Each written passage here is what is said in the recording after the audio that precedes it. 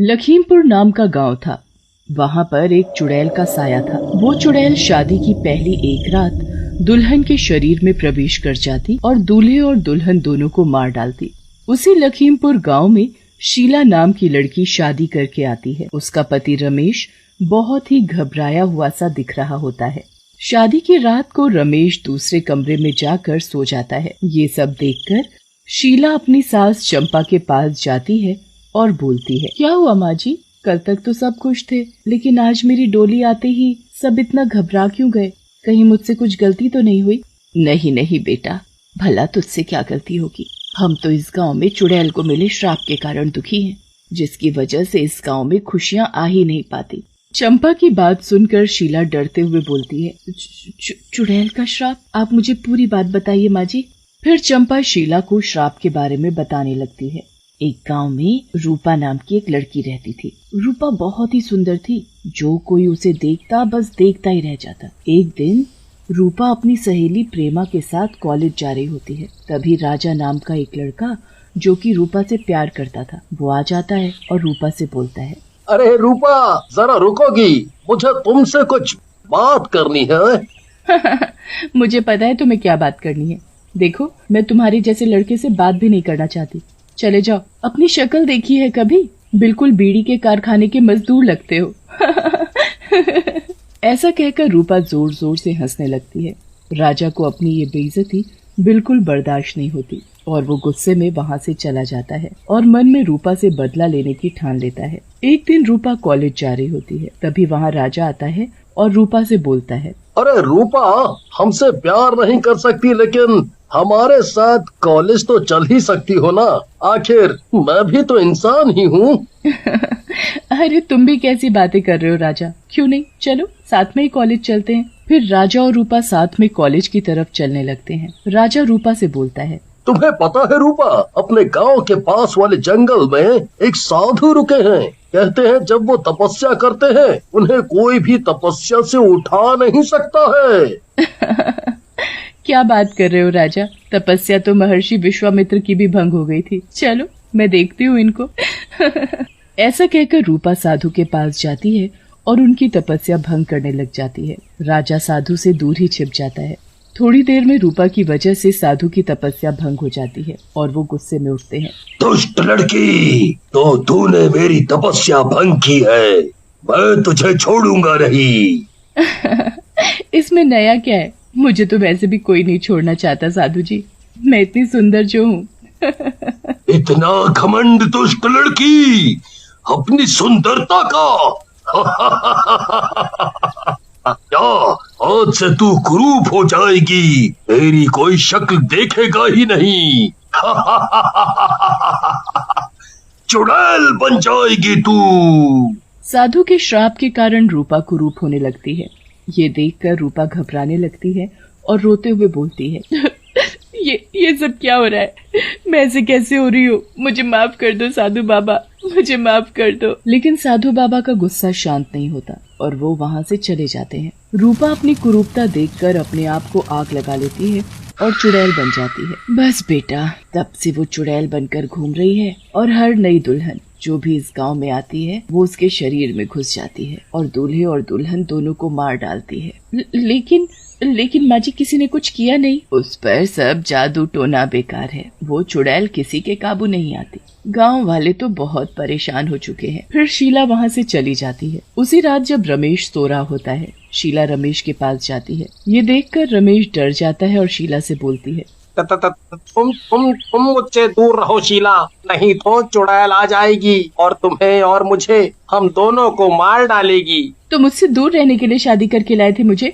चलो इधर आओ। जैसे ही शीला रमेश को अपने पास खींचती है, वहाँ चुड़ैल आ जाती है और बोलती है, मेरे रहते हुए तेरी इतनी हिम्मत, तू अपने पति के पास जाएगी? आज तुम दोनों की मौत पक्की है। ऐसा कहकर चुड़ैल शीला के पास जाती है, लेकिन तभी उसे जोर का झटका लगता है।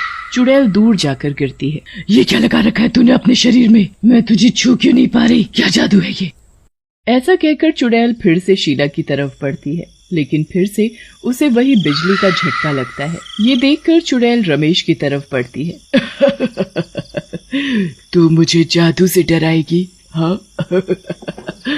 मैं तुझे नहीं छू सकती तो क्या हुआ, तेरे पति को तो मार सकती हूँ ना। ऐसा कहकर चुड़ैल रमेश की तरफ बढ़ती है, लेकिन शीला उन दोनों के बीच में आ जाती है। आज तो तेरा पति तेरी वजह से बच गया। लेकिन तुम दोनों ज्यादा दिन नहीं बच पाओगे। ऐसा कहकर चुड़ैल वहाँ से गायब हो जाती है। अगली सुबह ये घटना पूरे गांव में जंगल की आग की तरह फैल जाती है और गांव वाले आकर शीला को घेर लेते हैं। तभी गांव के प्रधान जी वहाँ आते हैं।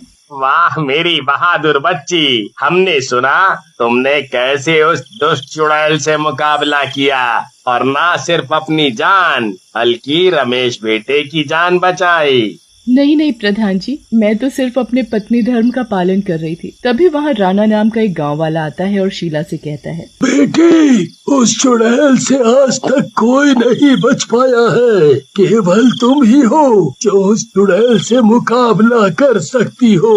पहली बार वो चुड़ैल किसी से डर कर भागी है। तुम ही इस गांव को उस चुड़ैल के प्रकोप से बचा सकती हो। तभी वहाँ रमेश आता है और बोलता है, गाँव वालों, ये मेरी पत्नी है। मैं नहीं चाहता ये किसी भी मुसीबत में पड़े। वो चुड़ैल वैसे भी बहुत शक्तिशाली है। फिर गांव वाले रमेश को समझाने की बहुत कोशिश करते हैं, लेकिन रमेश उनकी बात नहीं मानता और गांव वालों को वहां से जाने के लिए कहता है। उसी दिन गांव में फिर से एक डोली आती है। रात में दूल्हा, जिसका नाम राजू होता है, बहुत डरा होता है। वो अपनी पत्नी तुलसी से बोलता है, तुलसी, हम तुमको ब्याह तो लाए हैं, लेकिन इस चुड़ैल की वजह से अपना मिलन नहीं हो सकेगा। आप काहे डरते हैं जी, अपना मिलन होगा और जरूर होगा। जैसे ही राजू तुलसी की तरफ बढ़ता है, तभी वहाँ चुड़ैल आ जाती है। अपने मिलन से पहले मुझसे तो मिल लो। ऐसा कहकर चुड़ैल राजू को पकड़ लेती है, लेकिन तभी वहाँ शीला आ जाती है और चुड़ैल को धक्का देती है। चुड़ैल दूर जाकर गिरती है। तो फिर आ गई लड़की, मैं तुझे जिंदा नहीं छोड़ूंगी। ऐसा कहकर चुड़ैल वहाँ से चली जाती है। तभी रमेश वहाँ आ जाता है और गुस्से से शीला को बोलता है, शीला, ये सब क्या कर रही हो? क्या तुम्हें अपनी जान की चिंता नहीं? क्यों ऐसा कर रही हो? वो चुड़ैल तुम्हारी जान लेने की धमकी देकर गई है। रमेश की बात सुनकर शीला हंसने लगती है और रमेश को बोलती है, मेरे प्यारे पतिदेव, किसी भी चुड़ैल का मुझ पर कोई असर नहीं हो सकता। मेरे दादाजी एक साधु हैं और उनके रहते मेरा कोई कुछ नहीं बिगाड़ सकता, और मैंने उनको बुला लिया है। अगले दिन साधु वहाँ आ जाते हैं। वो वही साधु होते हैं जिन्होंने उस चुड़ैल को श्राप दिया था। उसी रात चुड़ैल शीला के कमरे में आती है और सोती हुई शीला के ऊपर बैठ जाती है।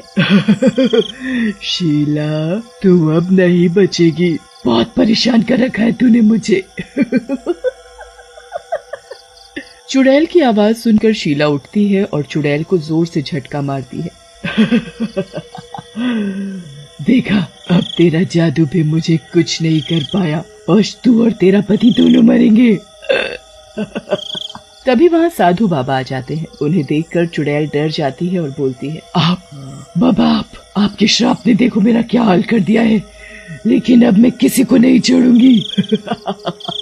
लेकिन साधु बाबा अपने जादू से चुड़ैल को बांध देते हैं और बोलते हैं, रूपा, तुम्हें अपनी सुंदरता का घमंड था ना, और उसी घमंड के कारण तुम्हारा ये हाल हुआ।